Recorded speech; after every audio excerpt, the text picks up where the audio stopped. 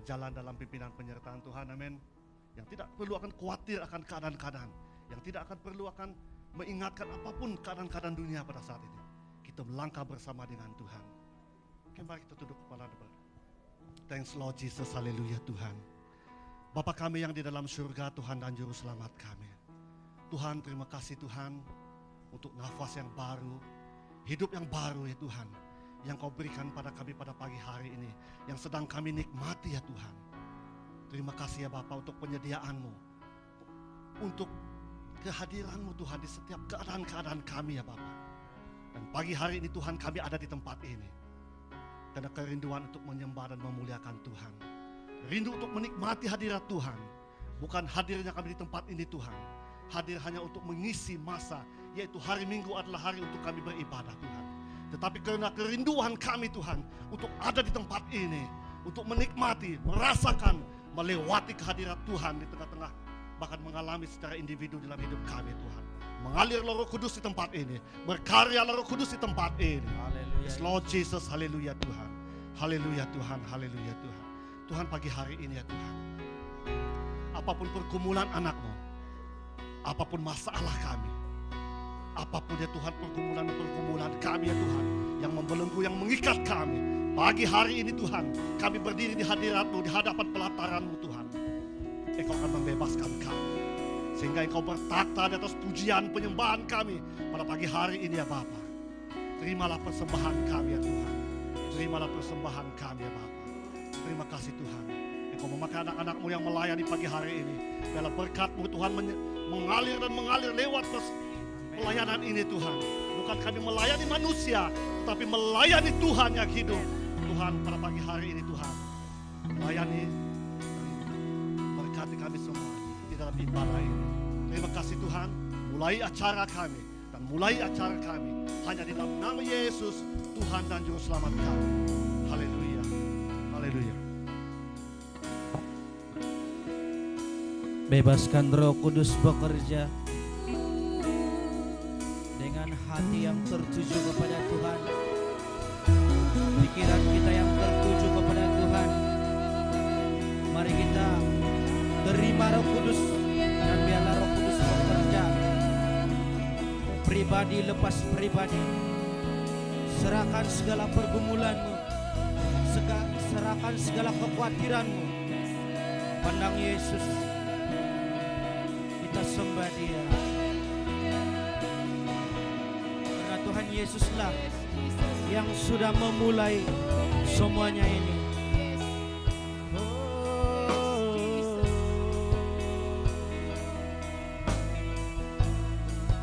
Haleluya Yesus.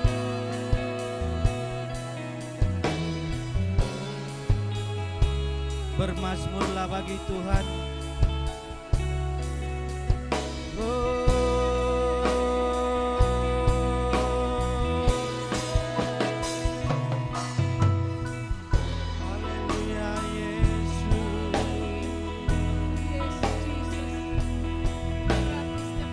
Haleluya Yesus.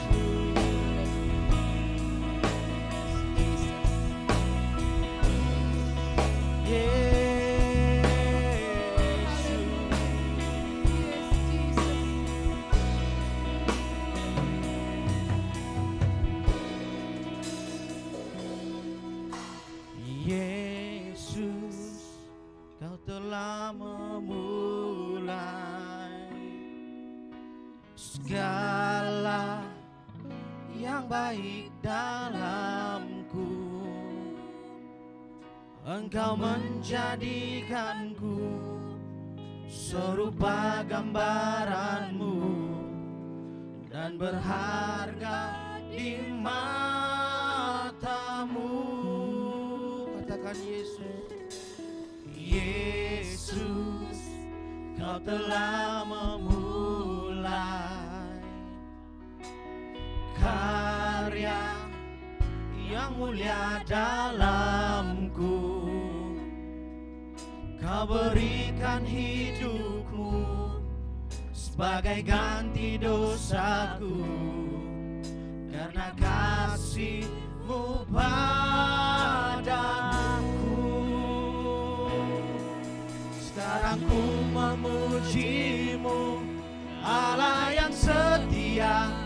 yang tak pernah meninggalkan perbuatan tangan-Mu.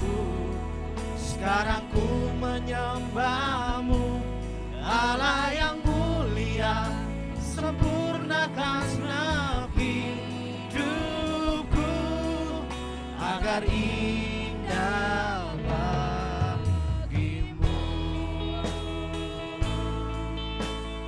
Yesus, terima kasih Bapa di surga, karena Engkau-lah yang sudah memulai semua penderitaan itu Tuhan.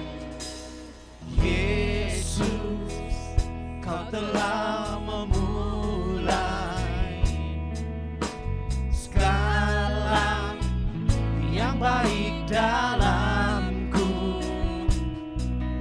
Engkau menjadikanku serupa gambaran-Mu dan berharga di mata-Mu. Yesus, Kau telah memulai karya yang mulia dalamku. Kau berikan hidupku sebagai ganti dosaku, karena kasih-Mu padaku. Sekarang ku memuji-Mu, Allah yang setia, yang tak pernah meninggalkan perbuatan tangan-Mu. Sekarang ku menyembah-Mu, Allah yang mulia, sempurnakan segenap hidupku agar indah bagi-Mu. Sekarang ku memuji-Mu, sekarang ku memuji-Mu, Allah yang setia, yang tak pernah meninggalkan perbuatan tangan-Mu. Sekarang ku menyembah-Mu, Allah yang mulia, sempurnakan segenap hidupku agar indah bagi-Mu, agar indah bagi-Mu, agar indah bagi-Mu.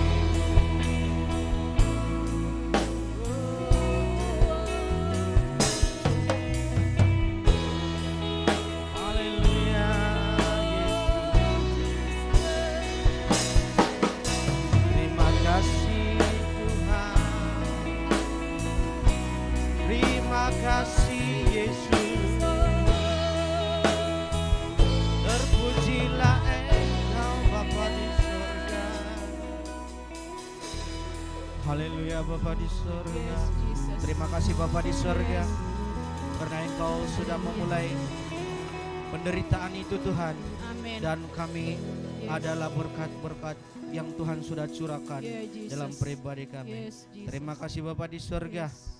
Pagi hari ini Tuhan kami menyerahkan pribadi lepas pribadi Tuhan, segala apapun yang menjadi pergumulan kami Tuhan, baik itu sakit penyakit Bapa di surga, ataupun perkara yang membuatkan kami susah hati Bapa di surga, kami serahkan itu sekali lagi di hadapan-Mu. Yes, Dan Jesus. biarlah pengurapan-Mu Tuhan, Yes. kami secara pribadi tidak terkecuali akan Jesus. berkat-Mu Bapa di Amin, surga. Jesus. Terima kasih Yesus. Kami mau memulai ibadah kami di dalam dan atas nama Tuhan kami berdoa. Amin. Amin. Haleluya. Haleluya. Kita terus memuji Tuhan.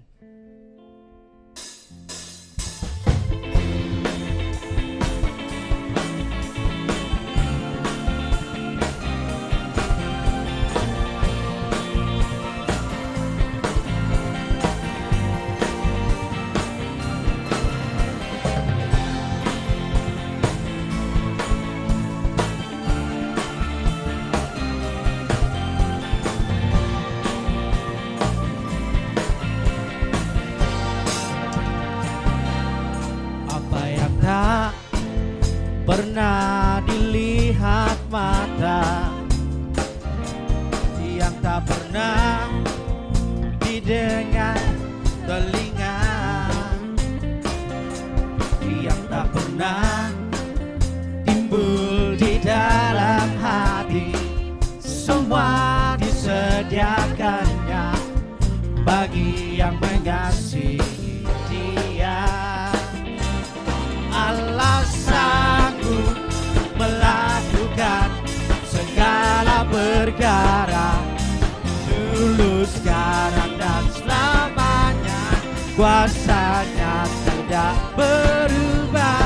Allah sanggup melakukan segala perkara, dulu, sekarang, dan selamanya.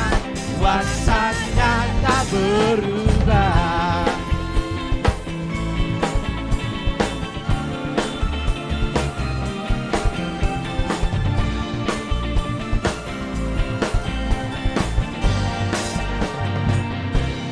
Apa yang tak pernah dilihat mata, yang tak pernah didengar telinga, yang tak pernah timbul di dalam hati, semua disediakannya bagi yang mengasihi Dia. Allah sanggup melakukan segala perkara, dulu, sekarang, dan selamanya. Kuasanya tidak berubah. Allah sanggup melakukan segala perkara, dulu, sekarang, dan selamanya. Kuasanya tak berubah, dulu, sekarang, dan selamanya. Kuasanya tak berubah, dulu, sekarang, dan selamanya. Kuasanya tak berubah.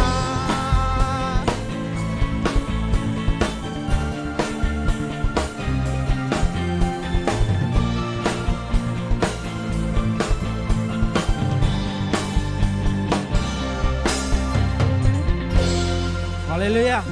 Itulah Tuhan kita, dulu, sekarang, dan selamanya, tidak akan pernah berubah. Haleluya. Amen. Kita terus mau memuji Tuhan di dalam bahasa tempatan kita.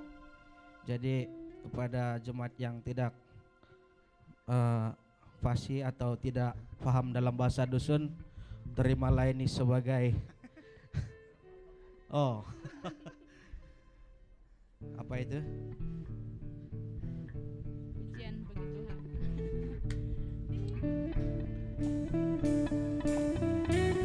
Terima sebagai nyanyian baru.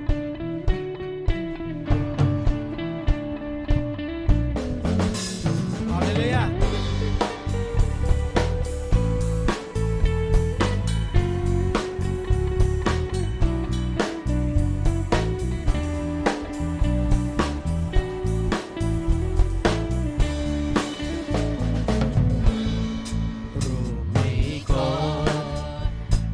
Yesus kau agung.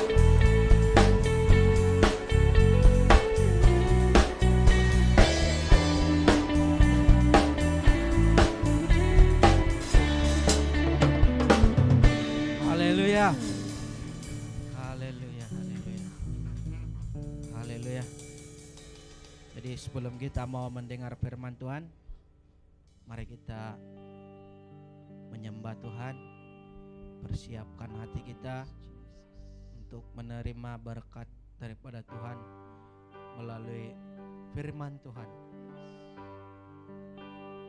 Haleluya Bapa di surga.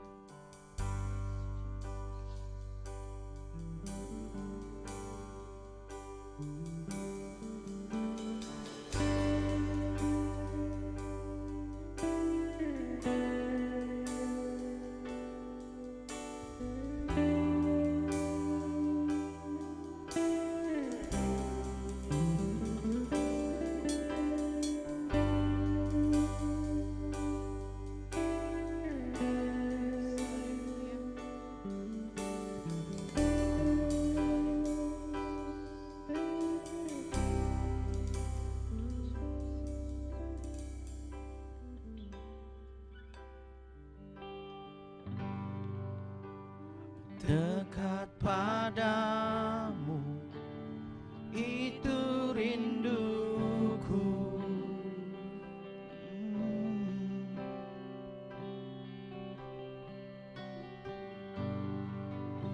setiap kataku kau pun menunggu.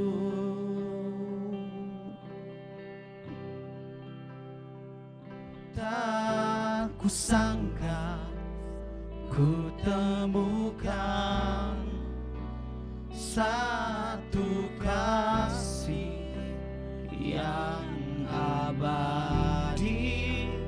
Kini ku datang dan ku bawa hidupku.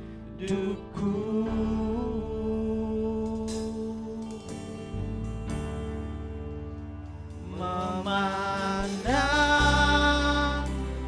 wajahmu, mengikuti kebaikanmu,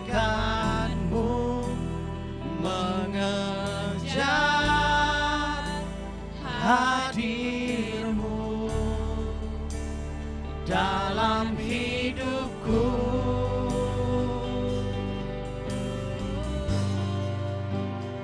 membawa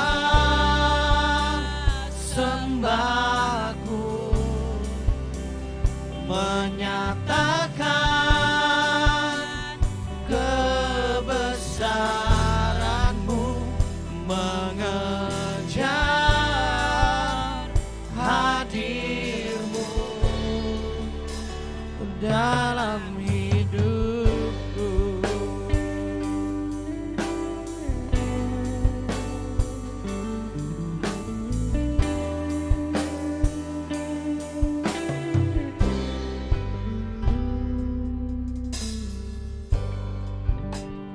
Dekat padamu, itu rinduku.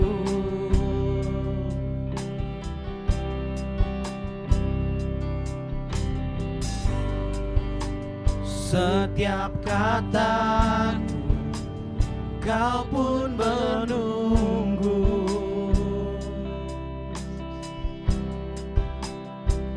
Tak kusangka ku temukan satu kasih yang abadi.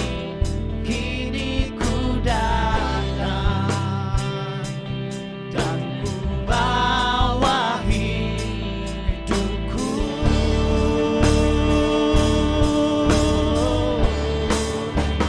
memandang wajah-Mu, mengikuti kebaikan-Mu,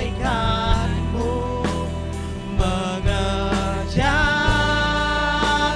hadir-Mu dalam hidupku,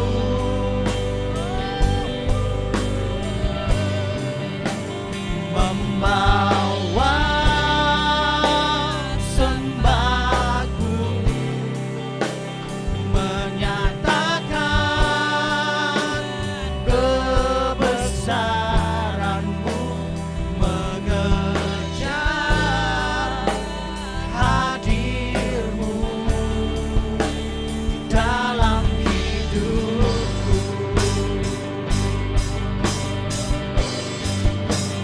memandang wajah-Mu, mengikuti kebaikan-Mu, mengejar hadir-Mu dalam hidupku.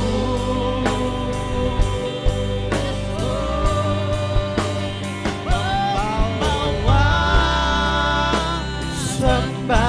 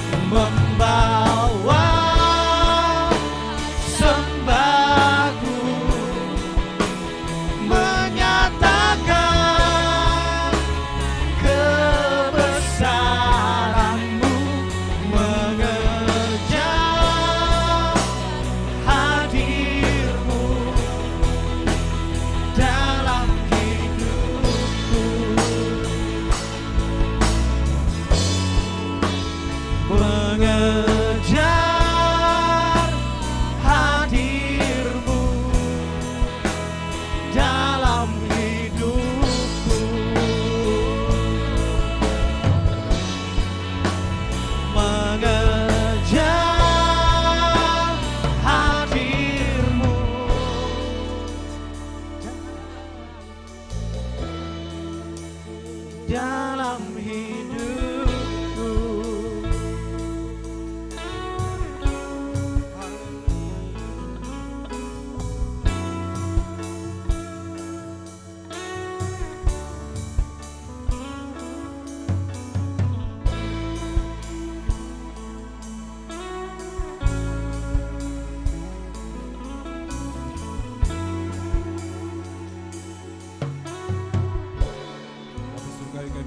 Di hadapan-Mu pada pagi ini. Kami bersyukur untuk segala kebaikan, kemurahan Tuhan. Kami bersyukur karena Engkau Bapa yang baik dalam kehidupan kami, memberikan kami kemampuan melihat masa depan bersama dengan Engkau Tuhan. Pasti kami boleh melaluinya Tuhan Yesus. Terima kasih Tuhan, kami sudah memuji nama Tuhan di tempat ini.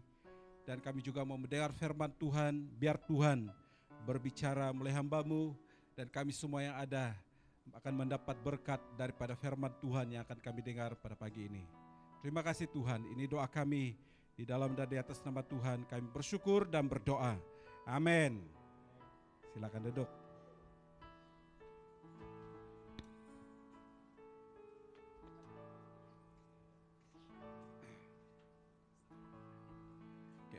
Selamat pagi semua. Selamat bertemu kembali dalam kasih kita Yesus Kristus. Ini adalah minggu keempat dalam bulan ini. Minggu hadapan adalah minggu yang kelima dalam bulan ini, dan berakhirlah bulan 1 2022 pada tahun ini.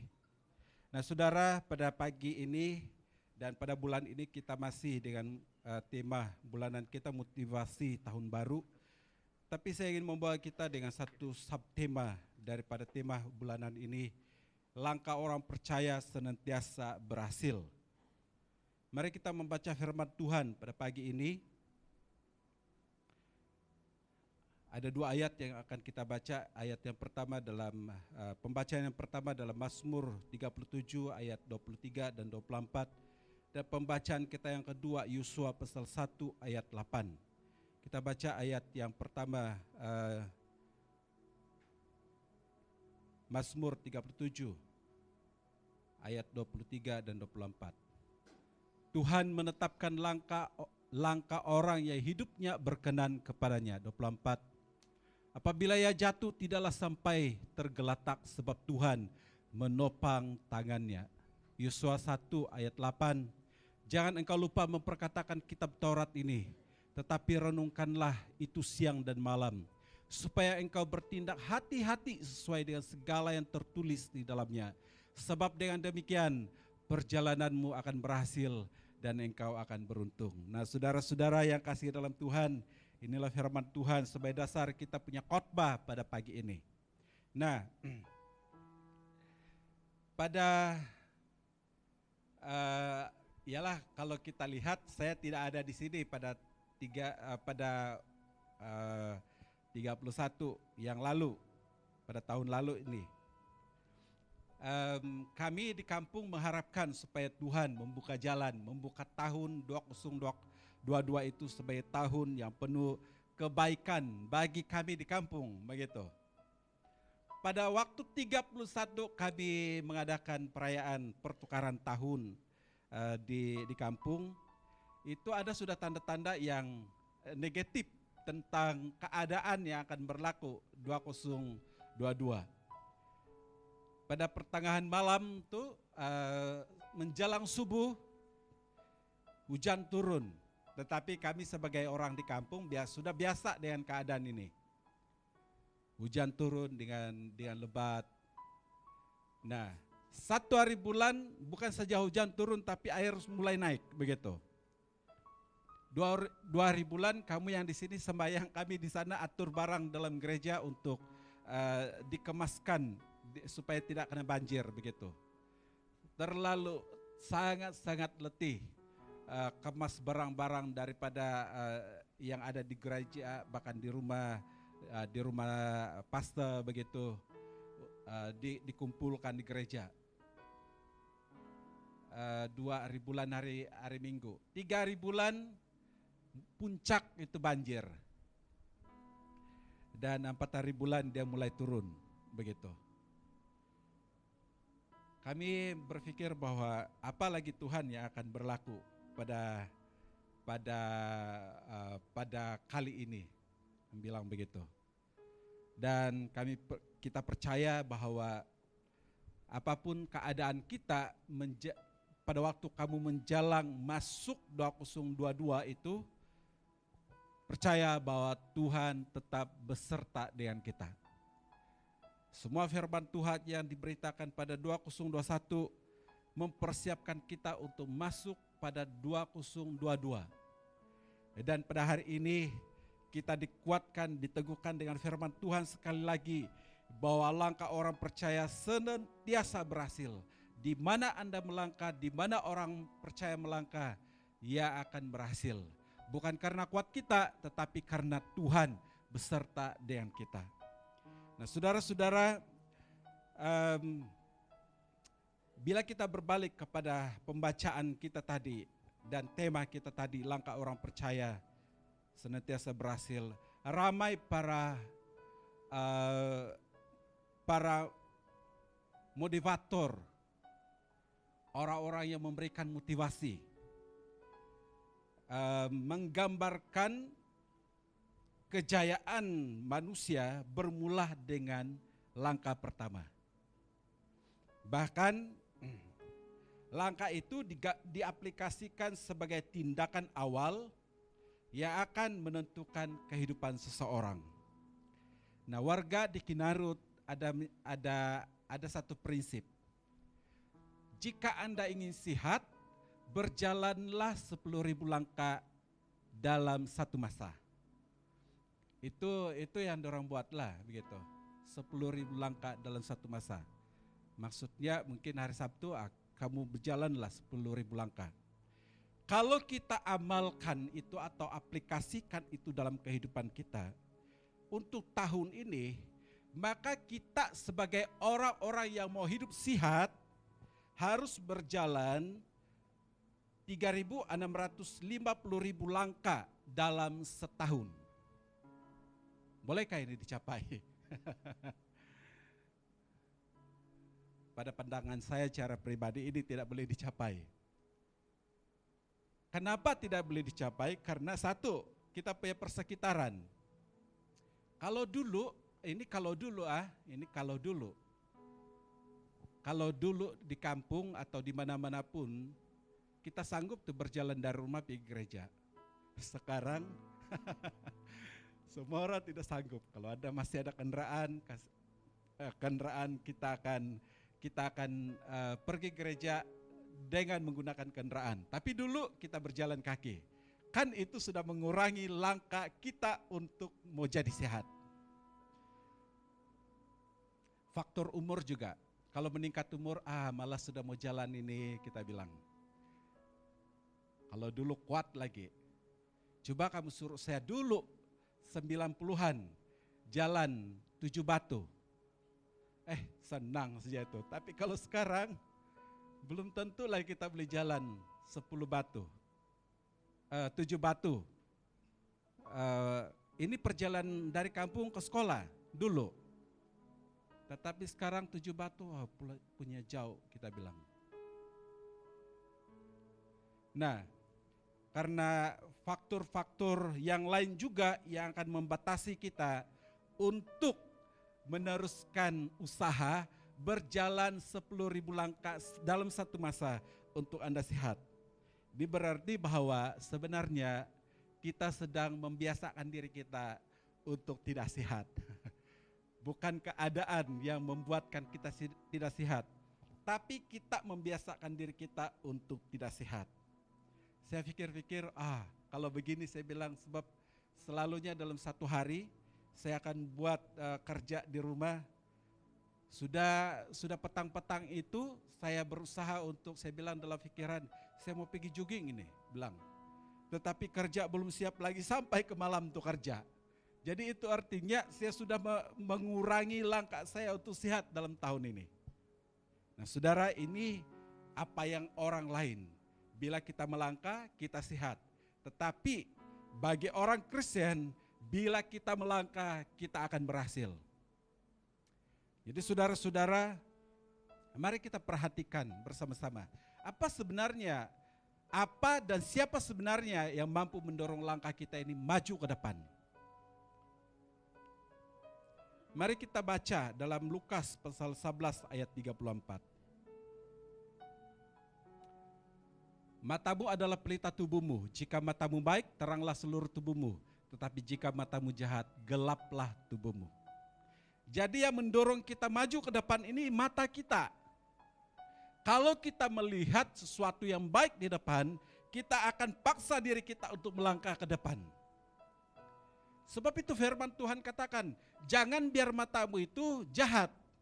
Sebab kalau kita melihat sesuatu yang jahat, kita didorong juga untuk pergi kepada kejahatan.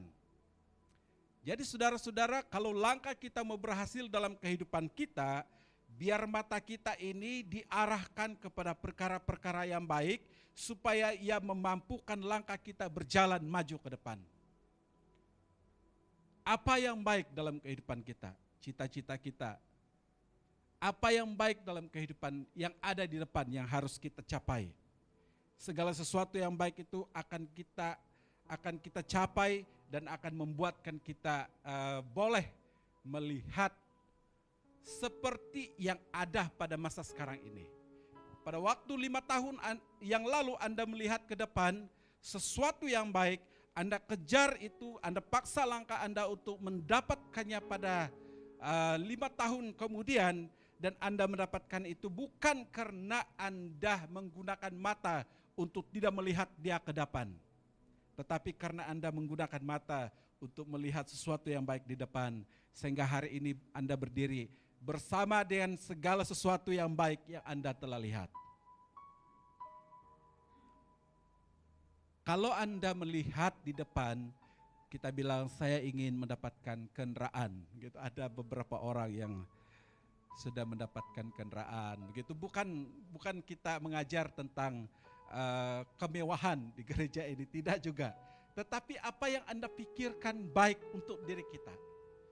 Anda melihat kendaraan, Anda melihat rumah, Anda melihat sesuatu yang baik, Anda melihat sesuatu banyak perkara yang baik, dan Anda berusaha untuk mendapatkannya. Kalau Tuhan masih izinkan, masih perpanjangkan umur dunia ini sehingga baik-baik adanya, maka apa yang Anda lihat pada hari ini akan Anda dapat pada masa-masa yang akan datang. Sebab itu mari kita ajar mata kita melihat sesuatu yang baik. Dan terlebih kita semua mengajar mata kita melihat kepada sorga yang akan kita tempuhi bersama-sama di masa yang akan datang. Kalau tahun lalu kita bercakap tentang kediaman kita yang kekal, hari ini saya ingin membuatkan kita melihat kembali sukacitanya hidup orang yang masuk dalam kekekalan. Ini yang perlu kita lihat. Kita tidak boleh lihat dengan mata kasar, tetapi kita melihat dengan iman, berpandukan kepada firman Tuhan, bahwa satu hari nanti saya akan bersama dengan Kristus dalam kekekalan. Di rumah yang tidak pernah dimusnahkan oleh apapun keadaan. Di rumah yang penuh dengan sukacita dan damai sejahtera. Di rumah yang tidak ada sakit penyakit, di rumah yang tidak ada tangisan, di rumah yang kita tidak pernah pun berusaha keras, tetapi Tuhan menyediakan segala sesuatu yang kita perlukan. Itulah sebenarnya yang perlu kita lihat pada masa yang akan datang. Sebab itu latih mata kita untuk melihat yang baik-baik di depan. Karena kalau kita melatih mata kita melihat yang baik-baik di depan, mata kita akan mendorong kaki kita untuk maju ke depan. Perkara yang kedua, siapa atau apa yang akan mendorong kita maju ke depan? Mari kita buka Yakobus 4 ayat 13. Jadi sekarang hai kamu yang berkata hari ini atau besok kami berangkat ke kota Anu, dan di sana kami akan tinggal setahun dan berdagang serta mendapat untung. Saudara yang kasih dalam Tuhan, dalam bahagian ini yang mendorong Anda maju ke depan adalah keinginan kita atau impian kita. Kita tidak hanya melihat, tapi kita perlu ada keinginan. Dikatakan dalam Yakobus 4 ayat 13, kalau tahun depan saya ingin kaya, saya ingin beruntung, maka saya akan pergi. Nah, keinginan untuk mendapat keuntungan ini ada dalam hati orang. Kalau kita mau baik dalam pelajaran kita, kita perlu belajar. Keinginan untuk nanti satu hari nanti saya akan jadi dokter, saya akan jadi yang terbaik di dalam kehidupan kita. Jadi saudara-saudara yang kasih dalam Tuhan, keinginan ini, kamu ada keinginan, jangan matikan keinginan. Walaupun Anda tidak melihat apa-apa yang ada di depan, tapi keinginan ini akan membuatkan kita untuk maju ke depan. Keinginan mendorong kita untuk maju ke depan. Nah, perkara yang ketiga, saudara-saudara, dalam Yohanes pasal 5 ayat 1 hingga ayat yang ke-7. Kita mau baca ayat yang pertama, Yohanes 5 ayat 1. Sesudah itu ada hari raya orang Yahudi dan Yesus berangkat ke Yerusalem. Ayat yang kedua, di Yerusalem dekat pintu gerbang domba ada sebuah kolam, dalam bahasa Ibrani disebut Bethesda. Ada 5 serambinya, cukup di sana saudara-saudara. Ini cerita tentang seorang yang sudah sakit lama dan ingin supaya dia disembuhkan. Dia mau seperti orang-orang lain yang tidak sakit. Jadi kalau malaikat Tuhan turun di tempat itu menggoncangkan air dalam perigi ini, maka orang-orang yang sakit itu akan berusaha secepat mungkin untuk masuk dalam kolam itu. Karena kalau mereka masuk dalam kolam ini atau perigi ini, maka mereka akan sembuh. Keinginan untuk sembuh seperti orang lain akan membuatkan mereka mendapatkan kesembuhan. Jadi saudara-saudara yang kasih dalam Tuhan, yang mendorong kita untuk maju ke depan, mendapatkan kesembuhan adalah persekitaran kita. Kita ada di lingkungan orang-orang yang sehat, orang-orang yang boleh berjalan, orang-orang yang tidak ada sakit, penyakit dan sebagainya. Keinginan untuk sembuh itu karena persekitaran kita. Coba kalau kamu berada di sekitar orang yang sakit, semuanya sakit. Tidak ada orang yang sehat pada waktu itu. Tidak ada persekitaran yang membuatkan Anda didorong untuk lebih sehat dan sebagainya. Kita akan berpikir bahwa mati sajalah saya ini. Tidak ada harapan. Semua orang di sini zombie saja, kita bilang gitu. Kamu terpikirkah masa-masa akan datang, misal kata, masa-masa akan datang semuanya jadi zombie. Kamu mau ingin lagi sehat? Adakah keinginan untuk sehat kalau semua zombie? Sebab itu ada cerita-cerita berkaitan dengan zombie.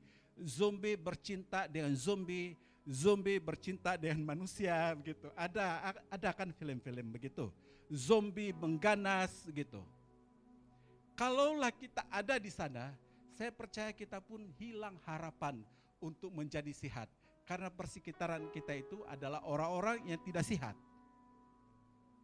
Tetapi karena persekitaran kita ini orang-orang yang sehat, maka orang sakit itu harus sembuh, harus mau sehat. Kita tidak akan dikatakan saya ini orang sakit dan sebagainya. Tetapi kita mengatakan pada diri kita, satu hari nanti saya akan sembuh. Saudara-saudara, yang mendorong Anda untuk sehat adalah persekitaran Anda. Sebab itu saudara-saudara yang kasih dalam Tuhan, lihatlah persekitaran Anda. Dan biar Anda didorong untuk seperti persekitaran Anda.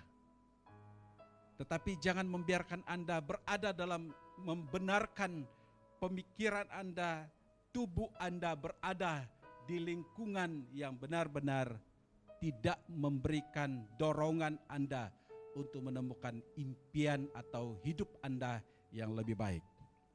Jadi saudara-saudara yang kasih dalam Tuhan, kelihatannya manusia boleh maju ke depan dengan mata, dengan impian, dengan persekitarannya. Saudara,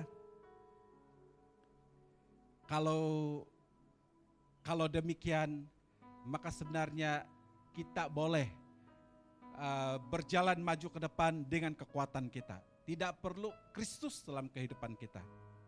Tetapi pada hari ini juga kita akan melihat, kalau orang yang hidupnya di hadapan Tuhan, bagaimanakah langkah mereka ini? Ini akan menentukan apakah langkahmu akan berhasil. Nah, mari kita lihat saudara-saudara, bagaimana langkah orang yang percaya kepada Tuhan.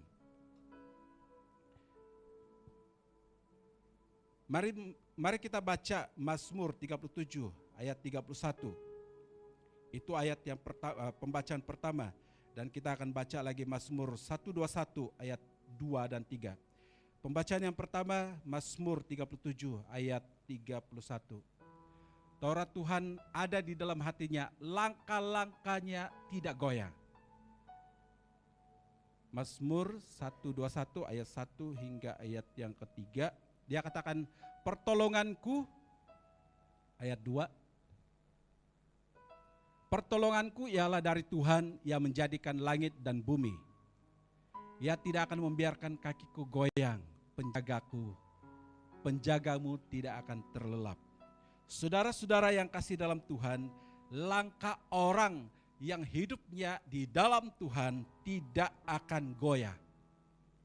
Apapun masalah yang ada dalam kehidupan kita, apakah mata kita tidak melihat sesuatu yang baik, apakah persekitaranmu itu tidak baik, asal langkahmu bersama dengan Tuhan, kamu tidak akan goyang. Impianmu tidak akan hilang, walaupun kamu tidak melihat masa depanmu. Sebab bersama dengan Tuhan, kaki kita tetap melangkah, kaki kita tetap utuh, kaki kita boleh melangkah, bukan dengan kekuatan kita, tetapi dengan kekuatan yang Tuhan berikan. Perkara yang kedua, saudara-saudara, mari kita baca Amsal 4:26 hingga ayat yang ke-27. Tempuhlah jalan yang rata dan hendaklah tetap segala jalanmu. Jangan menyimpang ke kanan atau ke kiri, jauhkanlah kakimu dari kejahatan. Pembacaan yang kedua dalam Yosua pasal 1 ayat yang ke-7. Hanya kuatkanlah dan teguhkanlah hatimu dengan sungguh-sungguh. Bertindaklah hati-hati sesuai dengan seluruh hukum yang telah diperintahkan kepadamu oleh hambaku Musa. Jangan menyimpang ke kanan atau ke kiri, supaya engkau beruntung kemanapun engkau pergi. Jadi saudara-saudara yang kasih dalam Tuhan, langkah orang percaya ini akan berhasil bila mereka tidak menyimpang ke kanan atau ke kiri. Ada banyak pilihan. Bila kita berjalan ada banyak pilihan, ada banyak simpang-simpang yang akan kita boleh ikut. Kita bilang itu akan sampai juga kepada apa yang saya